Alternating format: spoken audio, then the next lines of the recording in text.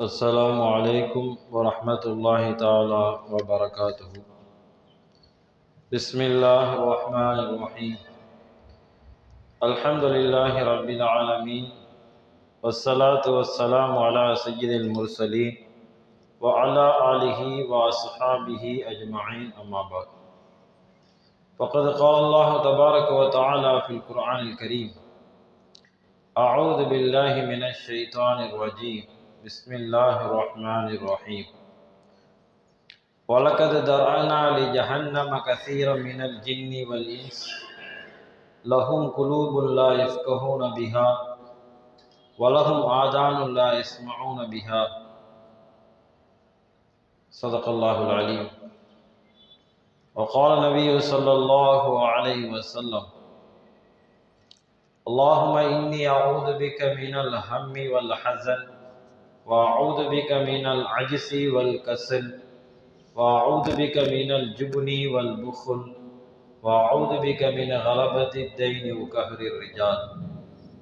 صدق رسول الله صلى الله عليه وسلم. سبحانك لا علم لنا إلا ما علمتنا إنك أنت العليم الحكيم. اللهم انفعني بما علمتني وعلمني ما ينفعني، ربي زدني علما. ربنا رب ارحمهما كما ربياني صغيرا. ربي أدخلني مدخل صدق وأخرجني مخرج صدق واجعل لي من لدنك سلطانا نصيرا. اللهم صل على سيدنا محمد وعلى آل سيدنا محمد وبارك وسلم عليه، يا أول الأولين ويا آخر الآخرين ويا ذا القوة المتين ويا راحم المساكين ويا أرحم الراحمين. اللهم ارحمنا برحمتك يا أرحم الراحمين. எல்லா புகழும் அல்லாஹ் ஜல்ல ஷானஹு தஆலாவுக்கே உரித்தாகட்டுமாக.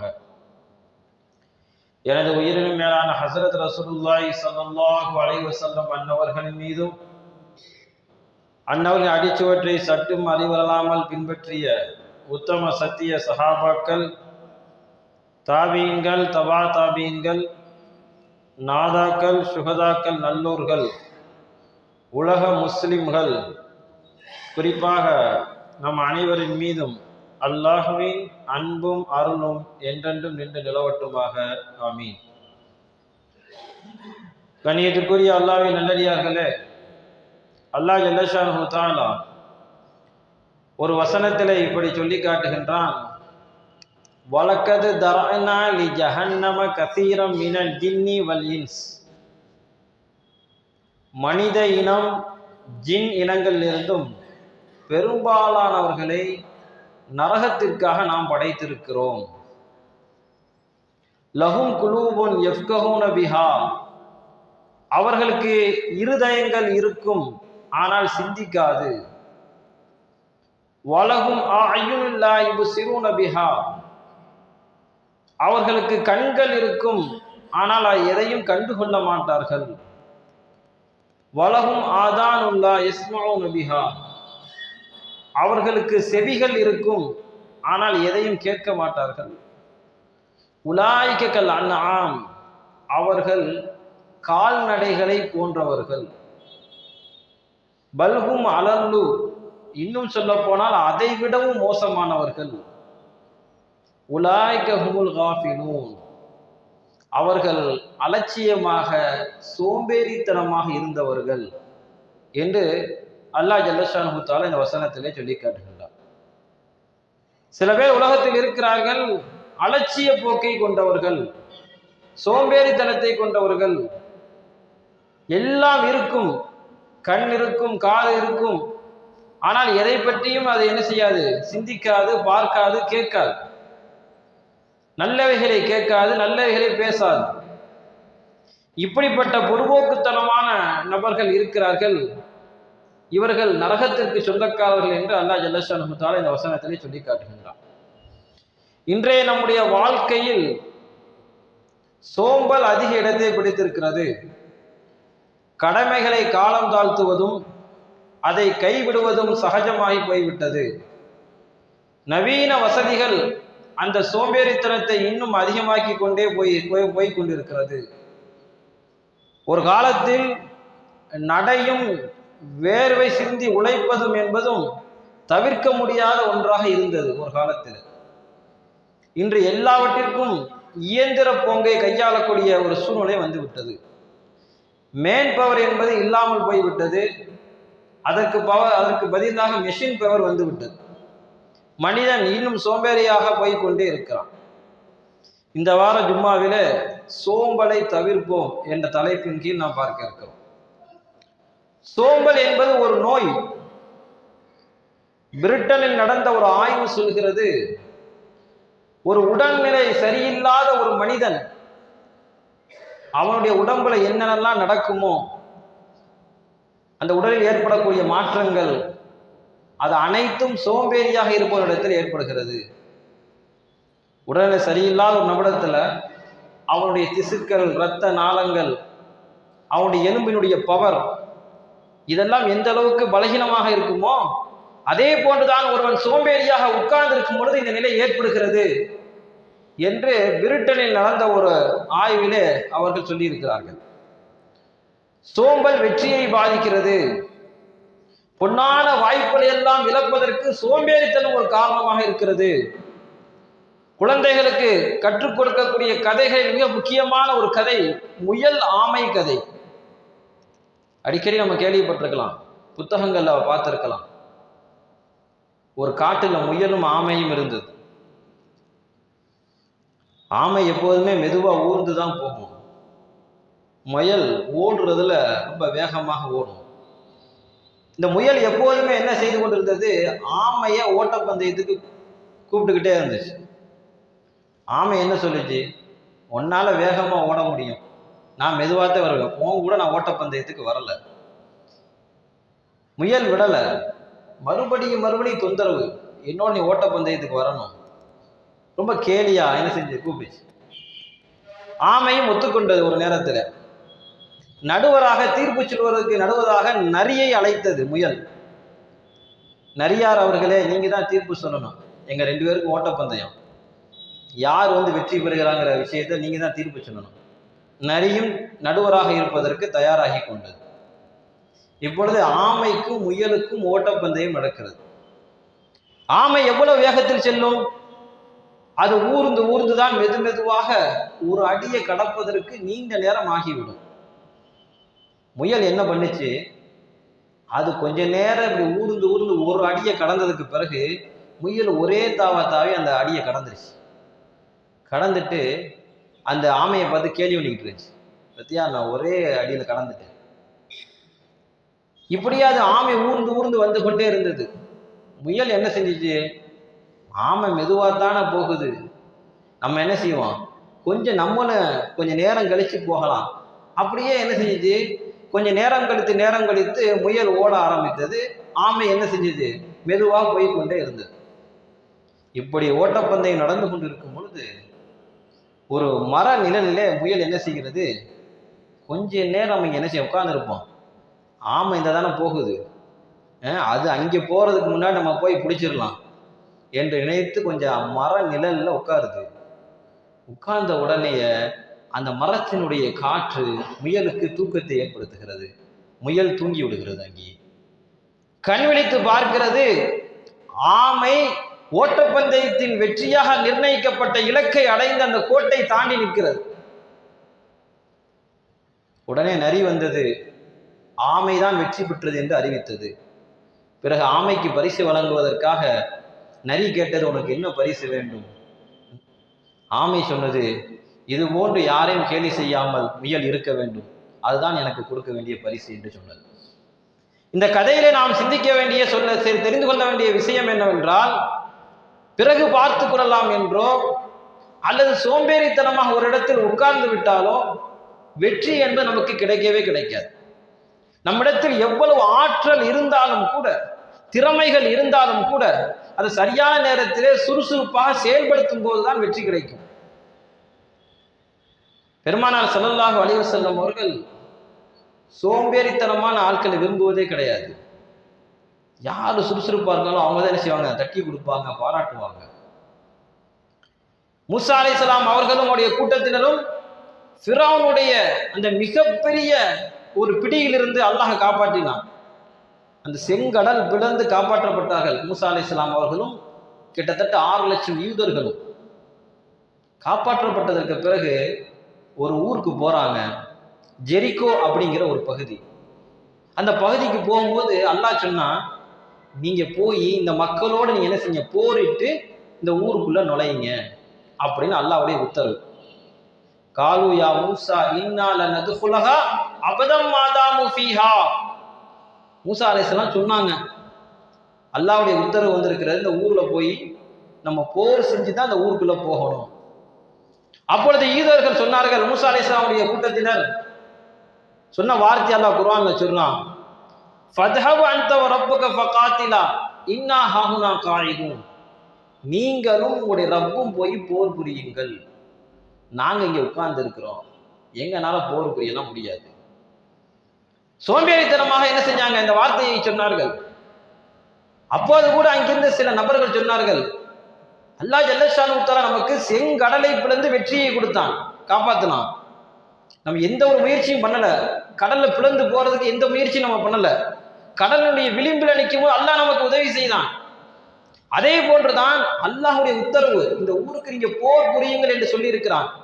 நம்ம எந்திரிச்சு சஃபாக போருக்காக வேண்டிய அணியாக நின்றாலே போதுமானது, அல்லாஹ் வெற்றியை கொடுத்துருவான் என்று சொன்ன நேரத்தில் கூட மக்கள் அசையவில்லை, சோம்பேறித்தனமா இருந்தாங்க. அதனுடைய விளைவு என்ன தெரியுமா?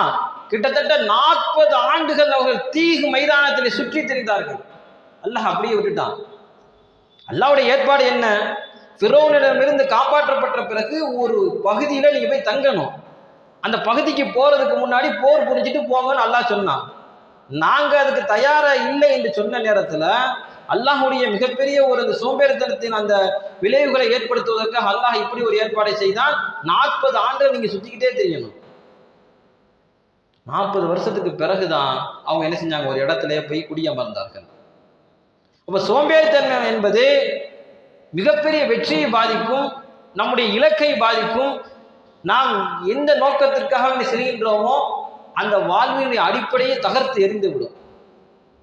அதனாலதான் எவ்வளவு பெரிய வசதி படைத்தாளா இருந்தாலும் சரி, அவங்க உழைக்காமல் வேலை செய்யாம அவங்க உட்கார்ந்து சாப்பிடணும்னு நினைச்சாங்க அப்படின்னா அவங்களுடைய பொருளாதாரம் ரொம்ப சீக்கிரம் குறைஞ்சிடும், ரொம்ப சீக்கிரம் குறைஞ்சிடும். இதே போன்றுதான் கல்வியாக இருக்கட்டும், மற்ற சமுதாய விஷயங்களாக இருக்கட்டும், சோம்பேறித்தனம் என்பது நம்முடைய வெற்றியை பாதித்துக் கொண்டே செல்லும். சோம்பலால் சாதாரண விஷயம் அல்ல.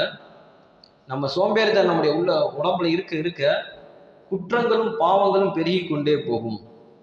சோம்பேறித்தனத்தை பற்றி குர்ஆன் நிறைய சொல்லியிருக்கிறது, ஹதீஸ் நிறைய சொல்லியிருக்கிறது. அதை தாண்டி மாற்று மதத்தினருடைய வேதங்கள், பைபிள் சொல்லியிருக்கிறது, திருக்குறள் சொல்லியிருக்கிறது. ஒரு குறள் இப்படி வருகிறது, குடிமடிந்து குற்றம் பெருகும், மடிமடிந்து மாண்ட ஒயிலற்றவருக்கு. இப்படி ஒரு குறள். இதற்கு விளக்கம் சொல்லக்கூடிய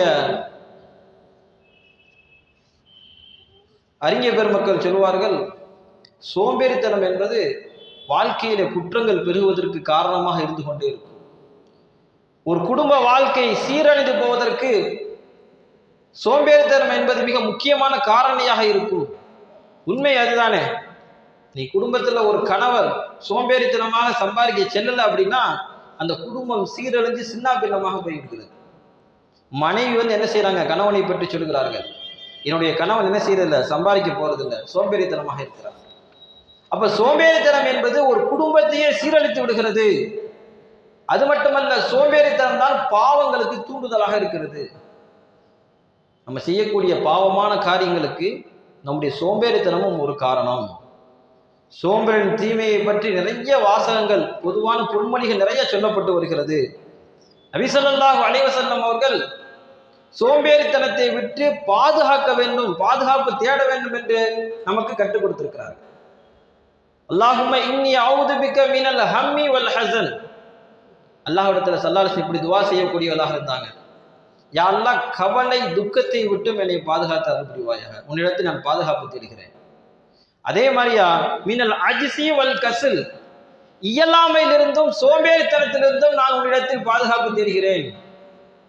இந்த துவா நம்ம எப்போ அதிகமாக ஓதிக்கிறோம்? நம்ம சுபுகுலையும் சுபுவுக்கு பிறகும் இஷாவுக்கு பிறகும் இந்த துவா நம்ம ஓதுறோம். சுபுடைய ஃபர்லான தொழுகைக்கு பிறகும் இஷாவுடைய ஃபர்லான தொழுகைக்கு பிறகு துவா நம்ம ஓதி வருகிறோம். பெருமானார் ஸல்லல்லாஹு அலைஹி வஸல்லம் அவர்கள் இயலாமையிலிருந்து பாதுகாப்பு தேடினார்கள், சோம்பேறித்தனத்திலிருந்து பாதுகாப்பு தேடினார்கள். இயலாமை மனிதனுக்கு வரவே கூடாது, அல்லாஹ் பாதுகாக்கணும். ஒரு தந்தை தன்னுடைய மகளை திருமணம் முடித்து கொடுக்க வேண்டும், கொடுப்பதற்கு சக்தி இல்லாமல் இயலாமையில் இருந்தால் எவ்வளவு தூரம் மனம் வலிக்கும் அவருக்கு. அந்த இயலாமையிலிருந்து நம்ம பாதுகாப்பு பெற வேண்டும் என்று சொன்னால் இந்த துவாவை நம்ம ஓதிக்கொள்ளணும். ஆனால் இயலாமையிலிருந்து பாதுகாத்து, ஒருத்தருக்கு வாக்கு கொடுத்துருக்கிறோம், இந்த நேரத்தில் இந்த காசு பணத்தை கூட கொடுத்துருவோம், இந்த நேரத்தில் இந்த காரியத்தை நான் செய்து விடுவேன் என்ற வாக்குறுதி கொடுத்து விட்டு அது இயலாமல் போனால், ஒருவரிடத்திலே கடன் வாங்கிவிட்டு நான் இந்த நேரத்திலே திருப்பி தருகிறேன் என்று சொல்லிவிட்டு அந்த நேரத்திலே திருப்பி தர முடியாமல் போனால் இயலாமை. அந்த இயலாமையிலிருந்து அல்லாஹ்விடத்திலே பெருமானார் ஸல்லல்லாஹு அலைஹி வஸல்லம் அவர்கள் பாதுகாப்பு தருகிறார்கள். அடுத்ததாக அந்த துவாவில் இருக்கக்கூடிய விஷயம் கஸ்ல், சோம்பேறித்தனத்தை விட்டும் நான் பாதுகாப்பு தருகிறேன் என்று துவா செஞ்சாங்க. உண்மையிலே சோம்பேறித்தனம் இருக்கிறது எல்லா வேலையும் கெடுத்து விடும். மனுஷன்ல உற்சாகம் இருந்தால் மட்டுமே என்ன செய்ய முடியும்? ஒரு வேலையை முழுமைப்படுத்த முடியும். அது எந்த வேலையாக இருக்கட்டும், உற்சாகத்தோடு சுறுசுறுப்பாக செய்யும் பொழுது அந்த வேலையினுடைய அந்த பணி நிறைவு என்பது முழுமை பெறுகிறது. இல்லைன்னா ஏதாவது ஒரு குறை இருந்துகிட்டே தான் இருக்கும். அல்லாஹ் ஜல்லஷானு தஆலா யஹ்யா அலைஹிஸ்ஸலாம் அவர்களுக்கு கட்டளையிடுகின்றான். குர்ஆனிலே சொல்லக்கூடிய விஷயம், யா யஹ்யா ஹுதில் கிதாப், யா யஹ்யா ஹுதில் கிதாப், யஹ்யாவே நீ வேதத்தை பற்றி பிடிப்பீராக. முஃபஸ்ஸிரீன்கள் சொல்வார்கள், பற்றி பிடிப்பீர்கள்னா நல்ல சுறுசுறுப்பாக நல்ல சிந்தனையோடு உற்சாகத்தோடு அந்த வேதத்தை நீ எடுத்து நடப்பீராக என்ற பொருள் என்று முஃபஸ்ஸிரீன்கள் விளக்கம் சொல்வார்கள். அப்ப அல்லாஹ் ஜல்லஷானு தஆலா சோம்பேறித்தனம் இல்லாமல் நீங்கள் நல்ல சிந்தனையோடு சுறுசுறுப்பாக நீங்கள் இந்த வேதத்தை படியுங்கள் என்று உத்தரவிடுகின்றான். இந்த உற்சாகம் தான் மூமின்களுடைய இயல்பு. மூமினுடைய பண்பு என்ன தெரியுமா? சுறுசுறுப்பா இருக்கிறது தான், சோம்பேறித்தனமா இருக்கிறது கிடையாது.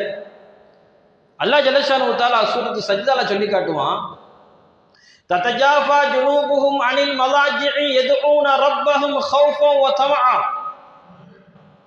தங்களுடைய விலாப்புறங்களை ஒதுக்கிவிட்டு படுக்கையிலிருந்து எந்திரிக்கக்கூடியவர்கள், எந்திரித்து தன்னுடைய ரப்பிடத்தில் அச்சத்தோடும் ஆதரவோடும் அல்லாஹ்விடத்திலே துவா கேட்பார்கள் என்று மூமியினுடைய பண்பை பற்றி அல்லாஹ் சொல்லி காட்டுகின்றான்.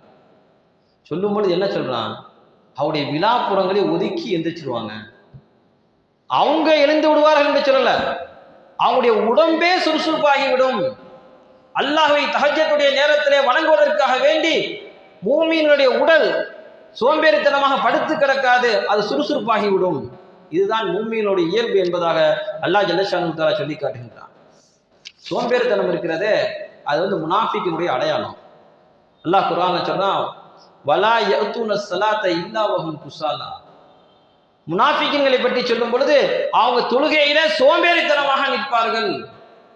இதற்கு விளக்கம் சொல்லக்கூடிய முஃபஸ்ஸிரீன்கள் சொல்வார்கள், முனாஃபிக்கின்கள் என்ன நினைப்பார்கள் தெரியுமா? இந்த தொழுகையை என்ன செய்வாங்க? தப்பி போயிட்டா தேவலையே, இந்த தொழுகையை என்ன செஞ்சுட்டா தேவலையே, தொழுகாமல் இருந்துட்டா தேவலையே என்ற ரீதியிலே முனாஃபிக்கின்கள் சோம்பேறித்தனமாக இருப்பார்கள். அதனால தான் அல்லாஹ் சொல்லி காட்டுகின்றான், வலா யஅதுன ஸலாத்த இல்லா வஹும் குஸாலா. அவங்க தொழுகையில் எப்படி இருப்பாங்கன்னா சோம்பேறித்தனத்தோடு என்ன செய்வாங்க?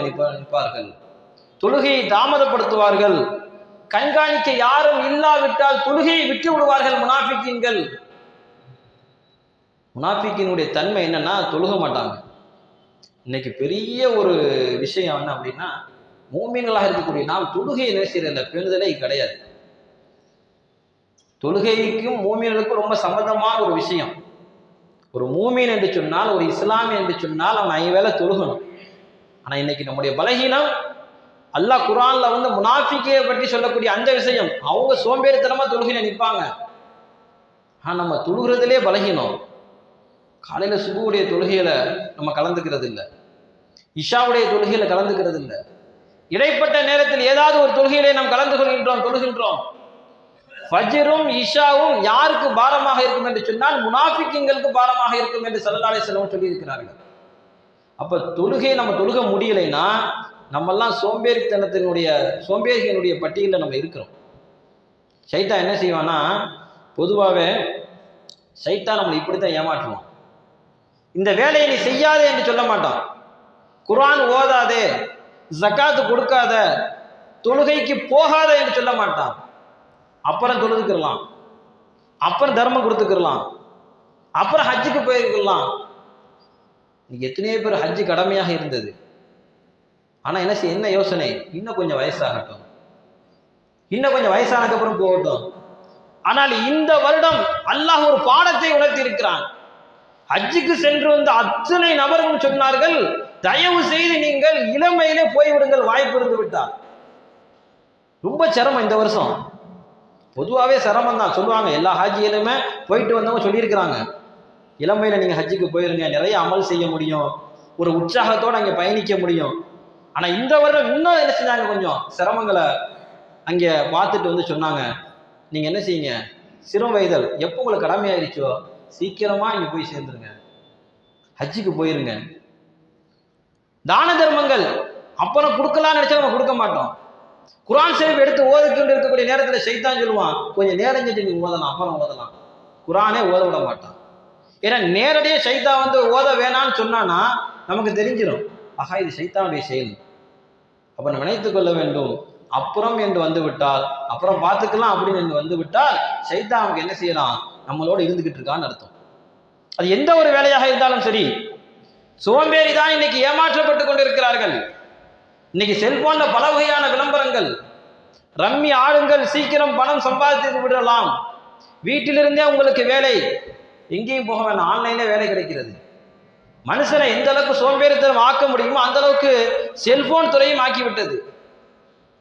இன்னைக்கு ரம்மி விளையாண்டு காசு நிறைய சம்பாதிக்கலாம், உழைக்காமல், வியர்வை சிந்தாமல், தொழில்துறை வைக்காமல், வியாபாரம் செய்யாமல் விரைவாக நாம் பணக்காரர்களாக ஆகிவிட வேண்டும் என்ற எண்ணத்திலே ரம்மி விளையாண்டவர்கள் எத்தனை பேர் தற்கொலை செய்து கொண்டார்கள்.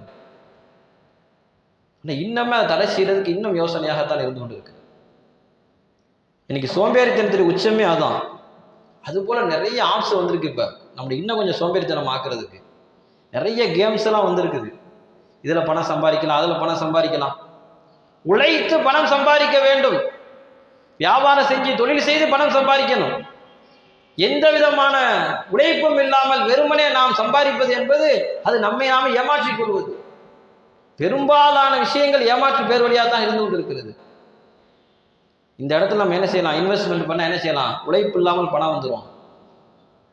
இன்னைக்கு சர்வே எடுத்து பார்க்கும் பொழுது செல்போன் சம்பந்தப்பட்ட விஷயங்கள்ல ஏமாற்றப்பட்டவர்கள் ஏகப்பட்ட பேர் இருக்கிறாங்க. ஏதாவது ஒரு விளம்பரத்தை நம்பி என்ன செய்யறாங்க, இன்வெஸ்ட்மெண்ட் பண்ணிடுறாங்க. ஏதாவது ஒரு வேலை வாய்ப்பு அதுல போய் என்ன செஞ்சுறாங்க, தலையிட்டுறாங்க. ஒண்ணுமே இல்லாத ஒரு ப்ராடக்ட், ஒரு பொருளே கிடையாது, அதை வச்சு அவன் ஏமாத்துறான். இதுவெல்லாம் நம்முடைய சோம்பேறித்தனத்தின் காரணமாக வீட்டிலிருந்தே நமக்கு காசு பணம் கிடைக்க போகிறது, உழைக்காமல் காசு கிடைக்க போகிறது என்ற எண்ணத்தில் நாம் செய்யக்கூடிய ஒவ்வொரு விஷயம், ஒவ்வொரு சோம்பேறித்தனமும் நாம் ஏமாற்றப்பட்டு கொண்டே இருக்கிறோம். சோம்பலிடம் சிக்கினால் எந்திரிக்கவே முடியாது. நம்முடைய மூளை வந்து சோம்பேறித்தனம் ஆயிடுச்சுன்னா எந்திரிக்கவே முடியாது. படிக்கக்கூடிய மாணவர்கள் உற்சாகமா படிச்சுக்கிட்டே இருந்தாங்கன்னா அவங்க மூளை வேலை செஞ்சுக்கிட்டே இருக்கும். கொஞ்சம் படிக்கிறத நிப்பாட்டிட்டு வேறு பக்கம் கவனம் செலுத்திட்டாங்க அப்படின்னா இன்னைக்கு மாணவர்கள் எல்லாமே செல்போனில் சீரழிந்து கொண்டு இருக்கிறார்கள். அவங்களுடைய மண்டையில எல்லாமே செல்போனுடைய விஷயங்கள் தான் இருக்கிறது. அதனால தான் அவங்க படிப்புல கவனம் செலுத்த முடியல. படிப்புக்கு மிகவும் சுறுசுறுப்பு என்பது மிக அவசியம். அதே நேரத்தில் ஒரு சோம்பலாக இருக்கக்கூடிய சூழ்நிலை வந்து விட்டால் அதை மூளையை தட்டி எழுப்புவது என்பது மிக மிக கஷ்டமாக ஆகிவிடும்.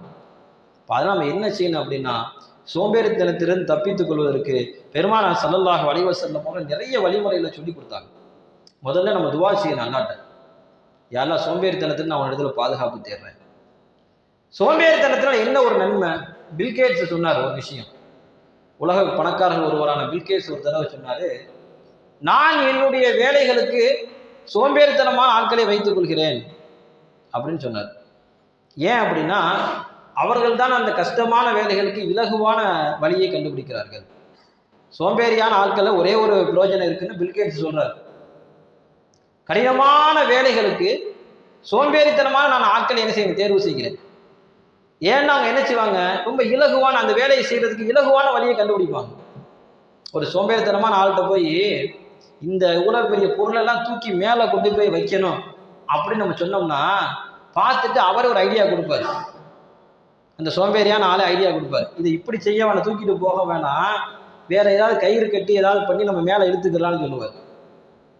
ஆக கடினமான வேலைகளை இலகுவாக முடிப்பதற்கு சோம்பேறித்தனமான ஆட்களை நான் தேர்வு செய்கிறேன் என்று பில்கேட்ஸ் சொன்னார். இதை தவிர்த்துட்டு அத்துணை விஷயங்கள் சோம்பேறித்தனம் என்பது வெற்றியை பாதிக்கும், இலக்கை நிச்சயமாக பாதிக்கும். ஆக நம்ம செய்ய வேண்டிய விஷயம் என்ன அப்படின்னா, நம்முடைய உரிய நேரத்தில் நம்முடைய கடமையை என்ன செஞ்சிடணும். ஷைத்தானிய மிகப்பெரிய ஆயுதமே அதான், நம்முடைய கடமையை செய்ய விடவே மாட்டான். உருதுல கூட ஒரு பழமொழி சொல்லுவாங்க, ஆட்சி காக்காம் கல்பர் நடால். இன்று வேலை என்ன செய்யாத, நாளைக்கு தள்ளி போடாத. இன்னைக்குள்ள வேலை நாளைக்கு தள்ளி போடாத. இன்னைக்கு நம்ம வெற்றி கிடைக்காமல் போவதற்கும் நம்முடைய ஒவ்வொரு காரியங்களும் பின்னடைவு ஆகுவதற்கு மிக முக்கியமான காரணம் என்ன தெரியுமா, நாளைக்கு என்ன சொல்தான், நாளைக்கு பார்த்துக்கிறலாம். சைத்தானிய மிகப்பெரிய ஆயுதமே அதான். இப்ப செய்ய வேணாம், நாளைக்கு பார்த்துக்கலாம். ஒரு பயணம் போறோம், முன்கூட்டியே நம்ம டிக்கெட்டை பதிவு செய்யறது. மின் கட்டணம் இன்னைக்கு கடைசி டேட்டை என்ன செஞ்ச பார்த்துக்கிட்டே நாளைக்கு கட்டிக்கிறலாம். கடைசியில் என்ன ஆகி போயிடுது, மின் கட்டணம் என்ன செய்யுது, ஃபைனோடு சேர்ந்து வந்துடுது. அதே மாதிரிதான் எக்ஸாம் ஃபீஸு மாணவர்கள். இப்போ ஒவ்வொருத்தரும் தன்னுடைய வேலையில் கவனம் உரிய நேரத்தில் அந்த கடமையை செய்து விட்டால் நிச்சயமாக வெற்றி என்ற இலக்கை அடைந்து விடலாம். நம்மிடத்தில் அந்த சுறுசுறுப்பான ஒரு தன்மை என்பது வந்துவிடும். அடுத்ததாக நாம் செய்ய வேண்டிய வேலை என்னன்னா, அளவான தூக்கம். இன்னைக்கு பகல்ல யாரு தூங்காம இருக்கிறாங்களோ அவங்களுக்கு என்ன செய்யாதுன்னா வெயிட் போடாது. யாரு பகல்ல தூங்காம இருக்கிறீங்களோ அவங்களுக்கு வெயிட் போடாது. பகல்ல மருத்துவ ரீதியாக கொஞ்ச நேரம் தூங்கலாம்னு சொல்றாங்க. ஒரு அரை மணி நேரம், ஒரு 20 நிமிஷம், இது இதயத்துக்கு நல்லது என்று மருத்துவர்கள் சொல்கிறார்கள். தவிர பகலிலே நீண்ட நேரம் தூங்குவது என்பது நம்முடைய மூளைகளுக்குரிய சுறுசுறுப்பு என்ன செஞ்சிடும், கொஞ்சம் தாம் பண்ணி விட்டுரும். அதனால தான் அடுத்து செயல்பட முடியல. நீங்க மத்தியானம் ஒரு நீண்ட நேரம் தூங்குங்க, அசருக்கு பிறகு எந்திரிக்கும் பொழுது ஒரு பெரிய வேலையை உங்களால சாதிக்க முடியாது. அதனால் அளவான தூக்கம் என்பது மிக முக்கியம். அதிலும் சொல்ல போனால் மார்க்க ரீதியாக என்று பார்க்கும் பொழுது இரவுல சீக்கிரமாக தூங்கி காலை அதிகாலையில் சுபுக்கு எந்திரிக்கணும். இந்த விஷயத்தை நம்ம நேர் மாற்றமா செஞ்சுக்கிட்டு இருக்கிறோம். இரவுல என்ன செய்யணும், தூங்குறது கிடையாது, காலையில தூங்குறோம். எல்லா வீடுகள்லையும் ஆண்கள், பெண்கள், குழந்தைகள், இந்த ஸ்கூல் மட்டும் சீக்கிரம் வைக்கல அப்படின்னு வச்சுக்கிறீங்களேன். உதாரணத்துக்கு இப்பவே ஒரு சட்டம் போடப்படுது தமிழ்நாட்டில், எல்லா ஸ்கூலையுமே மதியானம் தான் இயங்கும். 1 மணிக்கு பிறகுதான், 2 மணிக்கு மேலே தான் எல்லா ஸ்கூலும் இயங்கும். நர்சரி ஸ்கூல்ல இருந்து எல்லா ஸ்கூல், காலேஜ் எல்லாமே ஒரு 1 மணிக்கு மேலே தான் இயங்கும் என்று ஒரு சட்டம் போடப்பட்டால் எல்லா வீட்லேயும் 12 மணி வரையும் தூங்கிட்டு இருக்கோம், குடும்பத்தோட தூங்குவோம். இன்னைக்கு ஞாயிற்றுக்கிழமை அந்த விஷயம் நடக்குது. சனி ஞாயிறு என்ன நடக்குது, காலையில டிஃபனே கிடையாது, எல்லாரும் தூங்குறாங்க. அப்ப தூக்கம் என்பது ஒரு அளவாக இருக்க வேண்டும். மார்க்கம் சொல்லி தருகிறது, இரவு சீக்கிரமா தூங்கிட்டு காலையில எந்திரிங்க. நம்ம அப்படி நேர் மாற்றோம், இரவு தூங்குறதே இல்லை. 12 மணிக்கு பார்த்தாலும் ஆன்லைன்ல இருக்கிறோம், 1 மணிக்கு ஆன்லைன்ல, 2 மணிக்கு ஆன்லைன்ல, 2:30க்கு மேல நம்ம தூங்கிட்டு எப்ப எந்திரிக்கிறது? பெருமானார் ஸல்லல்லாஹு அலைஹி வஸல்லம் அவர்கள் சொன்னார்கள், ஒரு மனிதரை பற்றி சொல்லப்பட்டது ஸல்லல்லாஹு அலைஹி வஸல்லம் கிட்ட, இந்த மனிதர் சுபுவுக்கு வர்றதே கிடையாது, தொழுகிறதே இல்லை. உடனே ஸல்லல்லாஹு அலைஹி வஸல்லம் சொன்னார்கள், இவருடைய காதிலே சைத்தான் சிறுநீர் கழித்து விட்டான் என்று சொன்னார்கள். இன்னொரு ஹதீஸ்ல ஸல்லல்லாஹு அலைஹி வஸல்லம் சொல்லுவார்கள், நாம் ஒவ்வொருவரும் தூங்கும் பொழுது ஷைத்தான் 3 முடிச்சுகளை போட்டு விடுகின்றான். 3 முடிச்சுல எல்லாருக்கும் போடுறான். என்ன சொல்லி போடுறான் தெரியுமா? ஹதீஸ்ல வருது, லைனுன் தவீலுன், நல்லா தூங்குப்பா, இன்னும் நேரம் நிறைய இருக்குது, இரவு நீளமாக இருக்கிறது, நல்லா தூங்குன்னு ஷைத்தான் சொல்லி சொல்லி போடுவானா 3 முடிச்சு. இந்த 3 முடிக்கும் எப்பொழுது அவிழ்கிறது என்று ஸல்லல்லாஹு அலைஹி வஸல்லம் ஹதீஸ்ல சொல்றாங்க, ஒரு மனிதர் காலையில சுபுவுக்கு எழுந்து அந்த துவாவை, எழுந்ததுக்கான துவாவை ஓதுகிறார், அல்ஹம்துலில்லாஹி அல்லதி அஹ்யானா பஅதமா அமாதனா வ இலைஹி நுஷூர் அப்படின்னு துவாவை ஓதுனதுக்கு பிறகு ஒரு முடிச்சு அவிழ்ந்து விடுகிறது. பிறகு ஒழு செய்கிறார், ஒழு செய்யும் பொழுது 2வது முடிச்சு அவிழ்ந்து விடுகிறது. பிறகு யார் சுபு தொழுகிறாங்களோ தொழுக வந்ததுக்கு பிறகு 3வது முடிச்சு அவிழ்ந்து விடுகிறது. அப்ப ஒவ்வொரு இரவுலையும் ஷைத்தான் 3 முடிச்சு போடுறான்.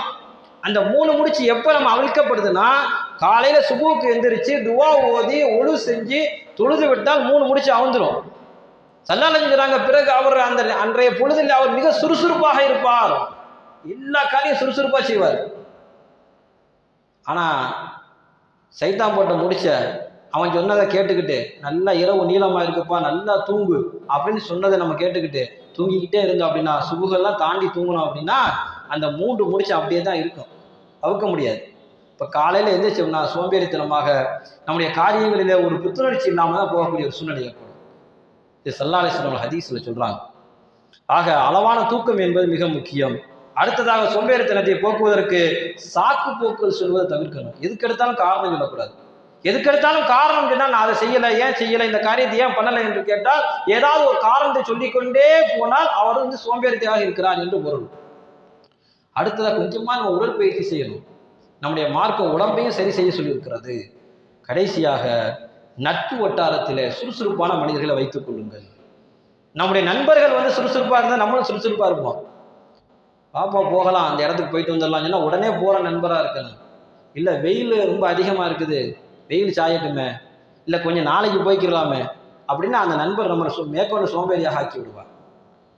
கடைசியா ஸல்லல்லாஹு அலைஹி வஸல்லம் சொன்ன விஷயம், ஒவ்வொரு நேரத்திலையும் இன்றைய நாள் இறுதி நாள் என்று நம்முடைய மனசுல வைக்கணும்.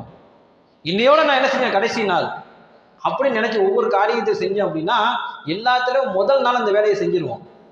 இங்கே ஃபீஸ் கட்டணும், இங்கே என்ன செய்யணும், மின் கட்டணம் செலுத்தணும், ஒவ்வொன்றுக்கும் என்ன செய்யணும் போகணும் அப்படின்னா நம்ம என்ன பார்க்குறோம், இன்னும் எத்தனை நாள் இருக்கு, இன்னும் 1 வாரம் இருக்கா, 10 நாள் இருக்கான்னு பார்க்குறோம். ஆனால் இதுதான் இன்றைய நாள் தான் கடைசி என்ற ரீதியில அதையெல்லாம் நாம் சரியாக செய்து விடுவோம். ஆனால் நிச்சயமாக சோம்பேறித்தனம் நம்முடைய உடம்பில் இருக்கவே இருக்காது.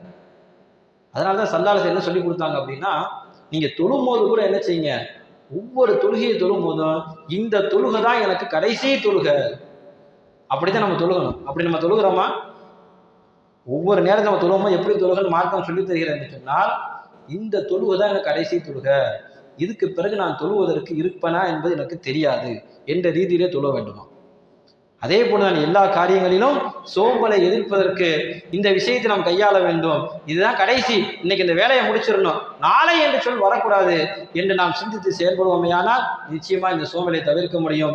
அல்லாஹ் ஜல்ல ஷஅனுஹு தஆலா நம்மிலே இருக்கக்கூடிய சோம்பலை எல்லாம் தவிர்த்து கொள்ளக்கூடிய ஒரு சூழ்நிலையும் ஷைத்தானின் சூழ்ச்சியை விட்டும் பாதுகாத்து நம் அனைவரும் அல்லாஹ் ஜல்ல ஷஅனுஹு தஆலா அவனுக்கு விருப்பமான நல்லடியார்களாக சுறுசுறுப்பாக அவனை வணங்கக்கூடிய நல்லடியார்களாக ஆக்கி அருள் புரிவானாக.